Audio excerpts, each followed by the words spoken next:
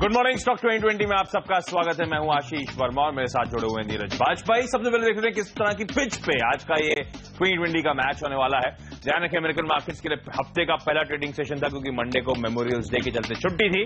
हफ्ते की शुरुआत बेहद कमजोर नोट पे हुई है। 1% या उससे ज्यादा की कमजोरी वहां के मार्केट्स पे देखने को मिली। दिन के लोज पे वो मार्केट्स क्लोज हुए और अब डर लगातार बढ़ता हुआ कि शायद फेडरल रिजर्व जल्द ब्याज दरें बढ़ाता हुआ नजर आएगा और वही दबाव बना रहा है। डॉलर में स्ट्रेंथ आ रही है, यील्ड कर्व जो है वो वापस बढ़त दिखाता हुआ, ये सब दिक्कतों की बात अमेरिका को लेकर।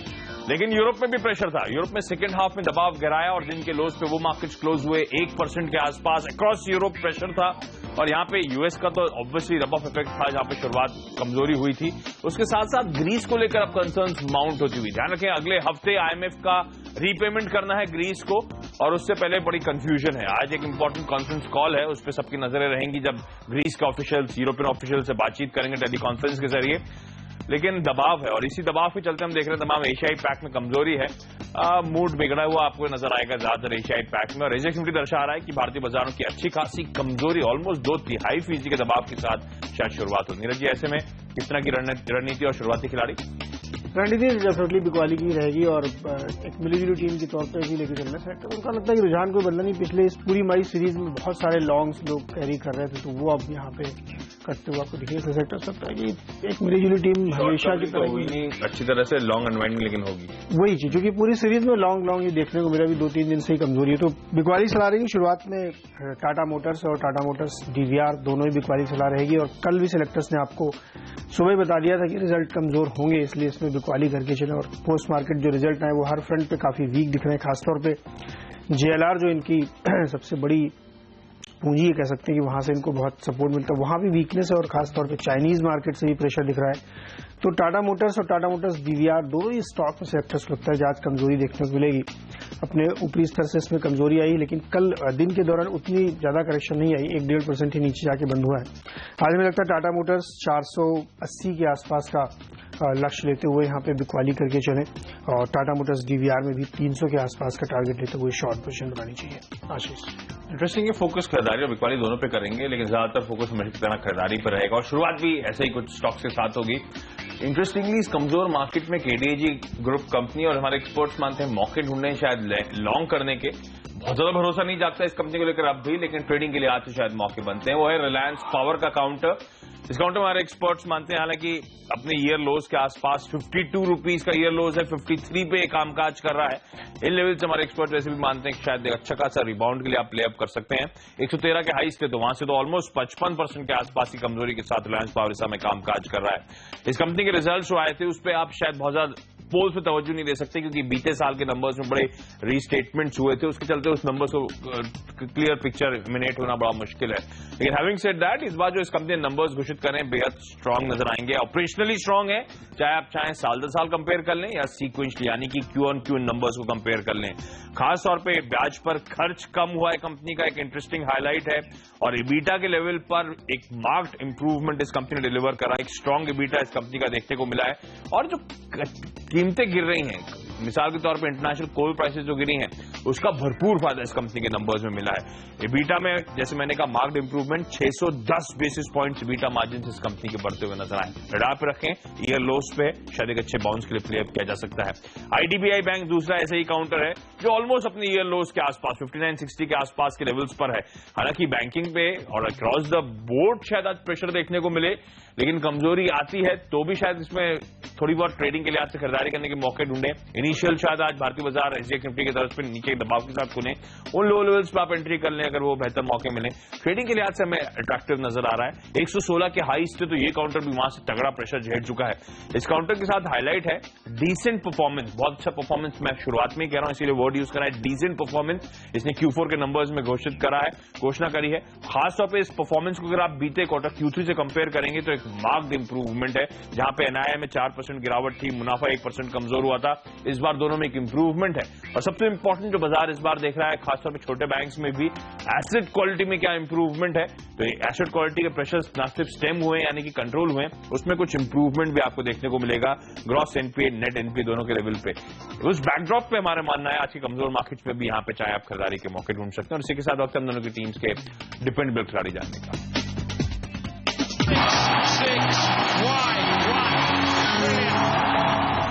ONGC होगा डिपेंडेबल, और यहाँ पे खरीदारी की सेक्टर सलाह दे रहे हैं। उनका मानना है कि इसके नतीजे जो परसों आने वाले हैं वो बेहतर होंगे, और चूंकि सब्सिडी का बोझ बिल्कुल नहीं है इस क्वार्टर में, तो इस वजह से भी आपको अच्छे इसमें रियलाइजेशन देखने को मिलेंगे। और अगले क्वार्टर के लिए भी सरकार ने जो फार्मूला दिया है उसके मुताबिक $60 के आसपास अगर प्राइस है तो सब्सिडी नहीं होगी। और जो आउटलुक क्रूड का दिख रहा है उससे ऐसा लगता है कि ये 60 के आसपास है, उससे नीचे रहेगा, क्योंकि इराक की तरफ से बहुत ही फ्लडिंग होने वाली है क्रूड की, इसलिए प्राइसेस काफी नीचे जा सकते हैं। सेक्टर को लगता है कि ONGC बेहतर नतीजे पेश करेगा, और रियलाइजेशन भी इनका अगर इस क्वार्टर में आप देखेंगे तो 60 से ऊपर ही रहा है। तो सेक्टर को लगता है कि यहाँ पे एक अच्छी कॉल हो सकती है आपकी ट्रेडिंग के लिहाज से भी, और रिजल्ट आने तक पोजिशन के लिहाज से भी। 332 के लक्ष्य के साथ ONGC में खरीदारी करके चले, 318 के आसपास स्टॉप हो सकते हैं। आशीष, खरीदारी करने की सलाह होगी डिपेंडेबल के तौर पर, और वो काउंटर होगा MTNL का। इंटरेस्टिंग, हमारे एक्सपर्ट्स इन लेवल्स के आसपास वापस मानते हैं काउंटर अट्रैक्टिव हो गया। ध्यान रखें, तगड़ी रीरेटिंग हुई थी, उसके बाद एक अच्छा खासा प्रेशर झेलता हुआ अब अपने वापस लोज के आसपास आपको कामकाज करता हुआ नजर आएगा। और कहा जा रहा है FY16 में जो लंबे पेंडिंग टेलीकॉम को लेकर इश्यूज थे, खासतौर पर सरकारी टेलीकॉम कंपनीज को लेकर इश्यूज थे, चाहे वो MTNL हो, BSNL हो, उसे रिजॉल्व किया जा सकता है। शायद वो मर्जर जिसके लिए रिपोर्ट्स के लिहाज से तो मंजूरी आ चुकी है, औपचारिक कैबिनेट से अप्रूवल मिलना बाकी है, वो बड़ा इंपॉर्टेंट हो सकता है MTNL के, और इनफैक्ट BSNL के भी रिस्ट्रक्शन सर्वाइवल के लिहाज से। तो तमाम कदम उठाने की बात की जा रही है, और FY16 में वो शायद बॉल रोल होती हुई नजर आए। उस लिहाज से हमें एक वैसे भी काउंटर लेवल्स के आसपास अट्रैक्टिव नजर आता है, लेकिन आज हम एक्सपेक्ट कर रहे हैं ₹17 के आसपास के लेवल से एक शार्प बाउंड शायद यह दिन के दौरान डिलीवर करता हुआ नजर आए। लेवल्स आज के लिए आपकी स्क्रीन पर खरीदारी करने के यहाँ पे मौके ढूंढने। फिलहाल ट्रेडिंग के लिहाज से जब तक कोई कॉन्क्रीट अपडेट्स नहीं आते, वो सरकार किस तरह से मूव करेगी, कब तक मूव करेगी, क्योंकि टाइमलाइन को लेकर अब तक क्वेश्चन है, और बहुत ज्यादा कॉन्फिडेंस पर टाइमलाइन क्योंकि क्वेश्चनेबिलिटी है, उस लिहाज से नहीं आता। लेकिन MTNL में इस लेवल्स पर खरीदारी के मौके, लेवल्स आपकी स्क्रीन पर। छोटे से ब्रेक, उसके बाद हम दोनों की टीम्स के मिडल ऑर्डर की खिलाड़ी।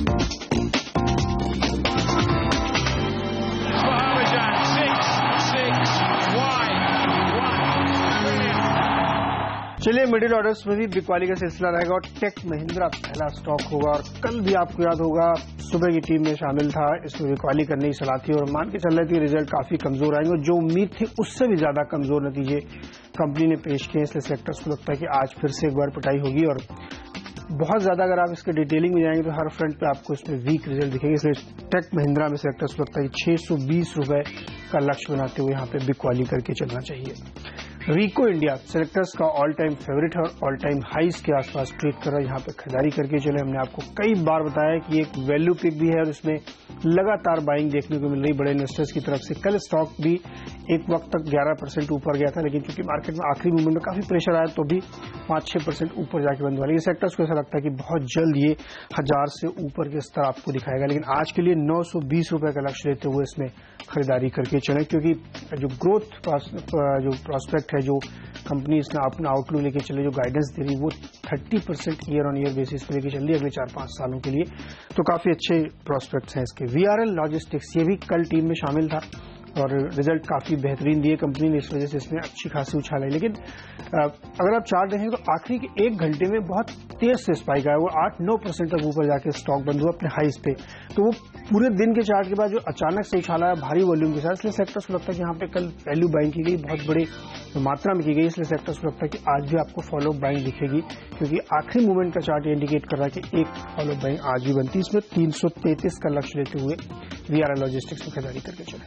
आशीष, फोकस शुरुआत में तो खरीदारी पर ही रखेंगे। यहाँ पे सबसे पहले बलासपुर इंडस्ट्रीज, जिसे अब हम बिल्ट के नाम से जानते हैं, इस कंपनी हमारे एक्सपर्ट्स मानते हैं खरीदारी करने के मौके ढूंढने चाहिए। बिल्कुल ईयर लोज पे चल रहा है, ₹13 के आसपास, ₹13 पे मेरे ख्याल से ईयर लोज है, ₹13.30 के आसपास इस समय कामकाज होता हुआ। तो एक सिमिलर स्टोरी पैन आउट होती हुई हमें लगता है ईयर लोज से एक स्मार्ट रिबाउंड के लिए शायद यहाँ पे प्ले किया जा सकता है। हालांकि ध्यान रखें, फाइनेंशियली भी फंडामेंटली भी ट्रैक्शन इंप्रूवमेंट देखने मिल रहा है क्वार्टरली नंबर्स में। आय में मेरे ख्याल से कुछ कमजोरी या पिछले साल इसी क्वार्टर के मुकाबले शायद कुछ हद तक स्टेबल आए है, लेकिन हाईलाइट है बॉटम लाइन का परफॉर्मेंस। 80% के आसपास मुनाफे में जंप है, 15, साढ़े 15 से 28 करोड़ रुपए पे मुनाफा पहुंचता हुआ आपको नजर आएगा। वो एक इंकरेजिंग फैक्टर है और वो एक फैक्टर जो टेम्प्ट कर रहा है हमें ईयर लोज के आसपास ट्रेडिंग के लिहाज से एटलीस्ट एक मोमेंटम प्ले के लिए। अहमदनगर फोर्जिंग्स एक और ऐसी कंपनी जिसके तगड़े प्रेशर झेलती हुई नजर आई थी। 65% के आसपास 520 के हाई से काउंटर करेक्ट हुआ है। स्ट्रॉन्ग पेरेंटेज की कंपनी है। ऑफ लेट तमाम कंसर्न्स थी, इनफैक्ट न सिर्फ ये कंपनी, तमाम ग्रुप की कंपनीज में हमने देखा प्रेशर आता हुआ अहमदनगर फोर्जिंग्स में, लेकिन इन लेवल्स के आसपास शायद खरीदारी करने के मौके ढूंढे जा सकते हैं जब ये कंपनी अपने हाई से 2/3 से ज्यादा करेक्ट हो चुकी है। हमें लगता है खरीदारी करें। अहमदनगर फोर्जिंग्स की मैं बात कर रहा हूं, इसमें खरीदारी करने के मौके जिसका नाम बदल के आपकी स्क्रीन पर नजर आएगा आपको 185 रुपए तक के लेवल्स तक अप्रोच करें। और ध्यान रखें प्रेफरेंशियल अलॉटमेंट जो इस कंपनी ने करने की योजना सामने लाई है, कल में खासी बोर्ड की मंजूरी मिली है, वो भी एक एडेड एडवांटेज हो सकता है। पहला सेल रिकमेंडेशन और वो भी इंटरेस्टिंगली फार्मास्यूटिकल पैक से, वो है डॉक्टर रेड्डीज लेबोरेटरीज का। हमारे एक्सपर्ट्स मानते हैं अच्छे गेन्स के बाद कुछ हद तक प्रेशर शायद काउंटर झेलता हुआ नजर आया। आज के लिए लेवल्स आपकी स्क्रीन पर और इसी के साथ वक्त हम दोनों की टीम्स के फ्री हिट खिलाड़ी जानने का।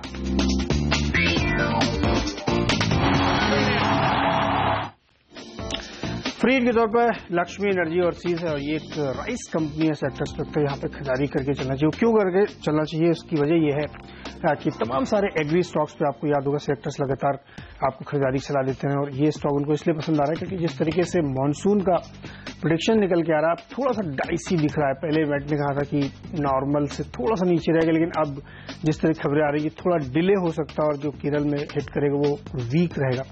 ये सीजन थोड़ा सा मुझे लग रहा है कि एक डाइसी पिक्चर यहाँ पे बनती हुई दिख रही है, तो खासतौर पे जो एग्री प्रोडक्ट वाली कंपनियां हैं उनके लिए काफी फायदेमंद होगा। और ये सीजन राइस का ही होता है जहाँ पे उसकी जो सोइंग होती है उसके बाद फिर आगे की फसल आती है। लेकिन सेक्टर सकता है अगर जरा सा भी इस चीज को फैक्टर इन करें तो जो तमाम राइस एक्सपोर्टर्स कंपनियां उनके लिए बड़ी फायदेमंद है, क्योंकि जो पिछली इन्वेंट्री है उस पर आपको प्राइसिंग बढ़ती हुई दिखेगी। और ये हमें पता भी चल रहा है सूत्रों से कि लगातार प्रेशर बना हुआ, तो इसलिए यहाँ पे एक प्राइस बन जाए। कल आपको याद होगा हमने Bank of America Merrill Lynch की एक रिपोर्ट में आपको बताया था कि जो कंपनी है वो एक्सपेक्ट कर रही है कि पैडी की एमएसपी 5 से 10% तक सरकार बढ़ाने की तैयारी में। तो ये इंडिकेशन है, सारे डॉट्स पर आप जोड़ें तो आपको ये अंदाजा लग जाएगा कि राइस कंपनियों के लिए काफी पॉजिटिव होने वाला है, क्योंकि उनकी इन्वेंट्री और उसमें प्राइसिंग बढ़ती हुई दिखेगी। इसके अलावा सेक्टर्स को लगता है कि तमाम सारे जो इनके पॉजिटिव फैक्टर्स में एक इनकी एक जो ओवरसीज सब्सिडरी है मिडिल ईस्ट में, उसमें जो है जो तमाम सारे जो डीलिंग्स हो रही हैं वो उसके थ्रू ही हो रही हैं और वहां से एक बड़ा अच्छी खबर आपको आती हुई दिखेगी जो सेक्टर्स को लगता है इस स्टॉक को यहां से काफी ज्यादा ऊपर ले जाने के लिए तैयार होगी। प्रमोटर 55-60% के आसपास होल्डिंग इसमें होल्ड करते हैं और उनका मानना है कि ये एक बड़ा पॉजिटिव संकेत है कि प्रमोटर होल्डिंग काफी स्ट्रांग है और धीरे धीरे इस चीज को स्ट्रेंथन करते हुए भी दिख रहे हैं। दूसरे स्टॉक्स अगर आप देखेंगे एलटी फूड्स, केआरबीएल या दूसरी इंडस्ट्री के और सारे फूड देखेंगे जो लिस्टेड नहीं है, वैल्यूएशन के लिहाज से वो 6 से 8 के पी में ट्रेड कर रहे हैं, लेकिन ये स्टॉक केवल 3 के पी पे ट्रेड कर रहा है। सेक्टर्स को लगता है कि एक वैल्यू बाइंग के साथ साथ बहुत ही अच्छी ट्रेडिंग बेट आज के लिए बनती है। खरीदारी यहाँ पे करके चलना चाहिए और जिस तरीके से प्राइस आउटलुक में देख रहा हूँ हमें लगता है ये बहुत शानदार रनअप आपको आज देगा। 14 के टारगेट के साथ इसमें खरीदारी करें, 12.50 के आसपास स्टॉक। आशीष, गोवा कार्बन होगा आज का हमारा फ्री हिट खिलाड़ी और इस काउंटर को लेकर तो हमारे एक्सपर्ट्स खासे बुलिश रहे हैं। इनफैक्ट फंडामेंटली तो हमेशा ही इस काउंटर को लेकर बुलिश रहे। एक सॉलिड कंपनी, सॉलिड स्टेड में ये कंपनी आपको नजर आएगी। 45 साल पुराना ट्रैक रिकॉर्ड है, 45 साल पुरानी कंपनी है जो कि कैल्साइन पेट्रोलियम कोक यानी जिसे आप सीपीसी के नाम से आसान शब्दों में जानते हैं, वो मैन्युफैक्चर करने का ये कंपनी काम करती है। और इनफैक्ट इस स्पेस में सीपीसी की देश की दूसरी सबसे बड़ी कंपनी है, सेकेंड लार्जेस्ट प्लेयर है इस देश में। ये कंपनी खास तौर पे जो सीपीसी जो प्रोड्यूस करती है, ध्यान रखें एल्यूमिनियम कंपनीज जैसे कि नैल्को, हिंडाल्को को जरूरत पड़ती है एल्यूमिनियम के मैन्युफैक्चरिंग करने के लिए, तो ये ऑब्वियसली उसके क्लाइंट्स हैं और इसके साथ साथ अन्य कंट्रीज को गोवा कार्बन ये सीपीसी एक्सपोर्ट करने का काम करती है। एक सॉलिड, अनइंटरप्टेड और liberal dividend paying track record है और सबसे बड़ा कंफर्ट भी वहीं से आता है। इस कंपनी की जो डिविडेंड यील्ड है 5% की सॉलिड डिविडेंड यील्ड इस कंपनी की आपको नजर आएगी इन लेवल्स पर। और इस कंपनी के एक्सपोर्ट्स जैसे जैसे प्लांट्स गोवा में खासतौर पर सिचुएटेड है, कहा जाता है एक्सपोर्ट को ऑब्वियसली वहां से बेनिफिट मिलता है। कॉस्ट के फ्रंट पे बड़ा सिग्निफिकेंट एज है इस कंपनी के पास, क्योंकि गोवा पोर्ट के आसपास ये कंपनी का प्लांट्स है, वहां से एक्सपोर्ट करना बड़ा आसान रहता है। इनफैक्ट इस कंपनी को लेकर हमारे एक्सपर्ट्स मानते हैं 100 या ट्रिपल डिजिट के लेवल्स जल्दी आपको दिखाता हुआ नजर आएगा। इसीलिए इस काउंटर को लेकर खास से बुलिश, हालांकि आज के लिए लेवल्स आपको मिड 90s में नजर आएंगे, लेकिन हमारे एक्सपर्ट्स मानते हैं जल्दी 100 के लेवल्स ब्रीच करता हुआ नजर आएगा। तो जैसे जैसे वैसे डोमेस्टिक मार्केट में आप एल्यूमिनियम का पिकअप देखेंगे, हिंडाल्को जैसी कंपनी के हालात सुधरेंगे, तो वैसे ही गोवा कार्बन का एडिशनल फायदा मिलता हुआ नजर आएगा। और साथ का इंटरेस्टिंग बात, ना सिर्फ वो अनइंटरप्टेड डिविडेंड पेइंग रिकॉर्ड या डिविडेंड यील्ड है, सरकार का जैसे मेक इन इंडिया पे फोकस है, सरकार का जैसे एक्सपोर्ट पे थ्रस्ट देने का फोकस है, इन दोनों की बेनिफिशियरी गोवा कार्बन जैसी कंपनी हो सकती है। लेकिन बड़ा इमीडिएट ट्रिगर कहा जा रहा है, प्रमोटर्स इस कंपनी के लगातार एग्रेसिवली मार्केट में बाइंग कर रहे हैं। 60% तो ऑलरेडी प्रमोटर्स अपना स्टेक ला चुके हैं इस कंपनी में। इवेंचुअली कहा जा रहा है 75% की थ्रेशोल्ड लिमिट तक प्रमोटर्स अपना स्टेक ले जाना चाहते हैं, और वो एनकरेजमेंट देता है जो प्रमोटर्स लेवल्स के आसपास बाइंग कर रहे हैं, उससे काफी हद तक भरोसा जागता है हमारे कंपनीज को लेकर। तो गोवा कार्बन ने तमाम पॉजिटिव के बीच में 95 तक लेवल्स तक अप्रोच करें। छोटा सा ब्रेक, उसके बाद हम दोनों की टीम्स के आखिरी के 3 खिलाड़ी।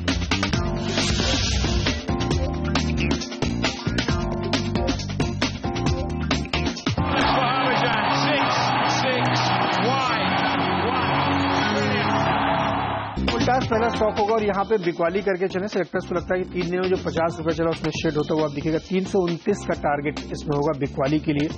बीएचईएल में बिकवाली करके चले। कल भी सेलेक्टर्स को लगता था खरीदारी नहीं करनी चाहिए और दिन भर के दौरान आपने कमाई की होगी। रिजल्ट के बाद थोड़ा उछाल दिखा, लेकिन आज में फिर से कमजोरी लग रही। 230 का टारगेट इसके लिए होगा। और अंत में एचसीएल टेक्नोलॉजीज खरीदारी करके चले। डॉलर पे सेलेक्टर्स बेट कर रहे हैं, उनका मानना अल्टीमेटली वहां की मजबूती फायदा देगी। 1020 के लक्ष्य के साथ इसमें लॉन्ग पोजीशन बनाए। तो फाइनली अब तक एक ही सेल रिकमेंडेशन थी, तो अब लास्ट के तीनों सेल रिकवर्स हैं हमारे। बजाज ऑटो जिसने एक स्मार्ट मूव दिखाया नंबर्स के बाद, हमें लगता है लेवल्स के आसपास अटकता हुआ नजर आएगा, क्योंकि इनहेरेंट वीकनेस वैसे भी आपको टू व्हीलर मार्केट में काफी हद तक पोटेंट नजर आ रही है। मॉनसून से पहले थोड़ी सी नर्वसनेस भी क्रीप इन होगी। 2260 तक के लेवल्स तक यहाँ पे अप्रोच करें। कुछ अच्छे खासे गेनर्स जिनमें अब अटकते हुए नजर आए, फिर मुनाफा वसूली का प्रेशर देखने को मिल सकता है। उनमें से एक अदानी इंटरप्राइजेस है। अदानी ग्रुप के स्टॉक्स वैसे भी हाई बीटा जोन के काउंटर्स हैं। हमें लगता है आज के ट्रेडिंग सेशन में शायद यहाँ पे 770, उसके बाद 760 तक के लेवल तक यहाँ पे अप्रोच किया जा सकता है। और एक और ऐसी कंपनी आईआरबी इंफ्रा, बेहद वोलेटाइल, हमें लगता है इन लेवल्स के आसपास, क्योंकि आज मार्केट में हम एक्सपेक्ट कर रहे हैं वैसे भी प्रेशर और मूड थोड़ा सा बिगड़ा हुआ आपको नजर आएगा। एटलीस्ट एक्सपायरी तक एक वीकनेस परसिस्ट कर सकती है। 232 तक के लेवल्स तक यहाँ पे अप्रोच करने की रणनीति बनाए। चलिए, तो हम दोनों की 10-10 की टीम पूरी हो चुकी है। उम्मीद करते हैं आज का ट्रेडिंग सेशन आपके लिए अच्छा रहेगा, लेकिन हम दोनों को दीजिए इजाजत। वक्त तो चला एक छोटे से ब्रेक का, लेकिन आप बने रहिए CNBC नेटवर्क के साथ। नमस्कार।